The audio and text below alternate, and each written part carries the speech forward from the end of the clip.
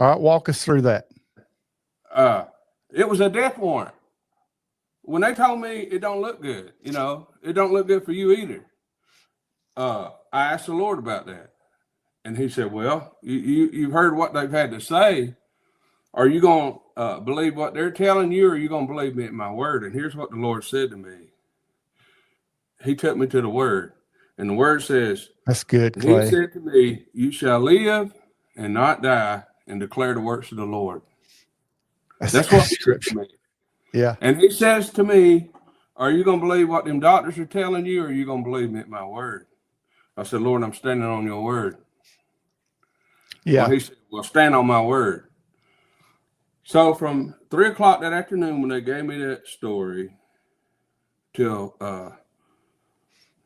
I had till 6 o'clock the next morning, right? So yeah. I'm laying in the bed half the night, got to the point where I couldn't hardly breathe at all. It was hard. And I felt the presence of God come in my room. Well, I'm not going to share it this way because this is the only way. This is what I was seeing when I was feeling all that pressure on my chest. When I was feeling I couldn't breathe.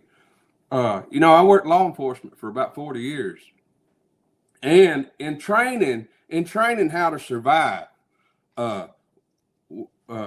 that I was taught the easiest way to get a criminal to give up when you're fighting when you're fighting a criminal and they're trying to take you out. The best way to take them out, to get them to give up, is to lay on their chest, put all your weight on their chest, and said every time they exhale, they can't breathe back in because of the weight.